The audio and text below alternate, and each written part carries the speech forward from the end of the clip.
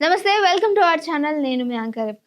So, గత కొంతకాలంగా మనం సోషల్ మీడియాలో వింటున్నటువంటి వార్త సాఫ్ట్‌వేర్ విజయారెడ్డి యొక్క ఆత్మహత్య. సో, అంటే తనొక్కదే చనిపోయుంటే బహుశా ఈ విషయం గురించి కొంచెం మాట్లాడుకొని వదిలేసుండేవారేమో. బట్ పిల్లలతో సహా సూసైడ్ చేసుకోవటం వల్ల అసలు ఏం జరిగింది, ఏంటి అనేది చాలామంది కూడా ఈ విషయంలో బాధపడుతూ ఉన్నారు. సో, మనందరికీ తెలుసు చర్లపల్లి స్టేషన్ దగ్గర మన కొత్తగా కట్టారు కదా! అక్కడ పిల్లలతో సహా ఇక్కడ కనిపిస్తూ ఉన్నారు కదా! వీళ్ళు ముగ్గురు.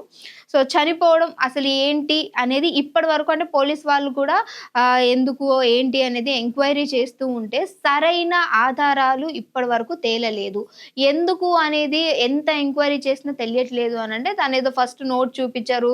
చనిపోయింది ఇది అని. మరి ఈరోజు నువ్వు చెప్పడానికి కారణం ఏంటి? ఆల్రెడీ విషయం తెలిసిందే గానంటే అయితే నిన్న జరిగినటువంటి ఎంక్వైరీలో చుట్టుపక్కల వాళ్ళని ఒకసారి ఎంక్వైరీ చేసినప్పుడు అంటే 6 మంత్స్ బ్యాక్ తను చనిపోకంటే ముందు 6 మంత్స్ బ్యాక్ ఇంటి దగ్గర ఒక వ్యక్తి గొడవ చేయడం. ఆ వ్యక్తి మరి ఎవరు అనేది ఇప్పటివరకైతే తేలలేదు. సో, ఎంక్వైరీ అయితే నడుస్తూ ఉంది. ఆ 6 మంత్స్ బ్యాక్ ఆ వ్యక్తి ఎవరైతే వచ్చి గొడవ చేశారో, అక్కడ గొడవ తర్వాత నుంచి విజయారెడ్డి యొక్క అంటే అప్పటి వరకు చాలా యాక్టివ్‌గా ఉండి, అందరితో కలివిడిగా ఉండి, మంచిగా మాట్లాడుతూ ఉన్న మనిషి ఒక్కసారిగా మూడ్ ఆఫ్ అయిపోవడము. సో, అంటే మానసికంగా ఏదో బాధ అనుభవిస్తుంది. శోభ లోపల ఉంది అనేదైతే తెలుస్తూ ఉంది.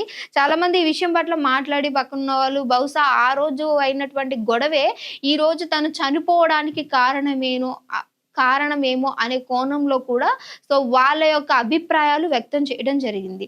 బట్ ఏం జరిగినప్పటికీ అసలు ఏం జరిగిందో డెఫినిట్‌గా పోలీస్ వాళ్ళు ఎంక్వైరీ చేసి ఈ కేస్‌నైతే ఒక కొలిక్కి తీసుకురావాలని ట్రై చేస్తూ ఉన్నప్పటికీ నిజంగా 11 రోజులు అవుతున్నప్పటికీ ఎందుకు ఇంకా నిజాలు బయటకి రాలేదు? అంటే పిల్లలతో సహా తీసుకొనెళ్ళి అంటే ఎవరికైనా చనిపోవాలంటే నిజంగా ఒక ధైర్యం కావాలి అంటూ ఉంటారు. కానీ తన ఇద్దరు బిడ్డల్ని అంటే ఇంట్లో ఎన్ని ప్రాబ్లమ్స్ ఉన్నా, భర్తతో ప్రాబ్లమ్ ఉన్నా, ఫ్యామిలీ అంతటితో ప్రాబ్లమ్ ఉన్నా, ఆ పిల్లల్ని చూసుకొని బ్రతకొచ్చు అని చెప్పేసి అంటూ ఉంటారు. కానీ అదే పిల్లల్ని కూడా తీసుకొని వెళ్లి చనిపోయారు అనంటే బహుశా తను పడుతున్నటువంటి ఈ మానసిక క్షోభకి నిజంగా నా పిల్లలు కూడా ఎక్కడ దీనికి ఏమన్నా ఎఫెక్ట్ అవుతారా? నేను లేకపోతే వాళ్ళకి నిజంగా ఒక ఆధారం ఉండదా? నేను లేకపోతే వాళ్ళు బ్రతకలేరా అనుకున్నదా తెలీదు గానీ, పిల్లలతో సహా వెళ్లి ఆత్మహత్య చేసుకోవడం అనేది ఈరోజు 2 తెలుగు రాష్ట్రాలను కూడా కదిలిస్తున్నటువంటి సంఘటన.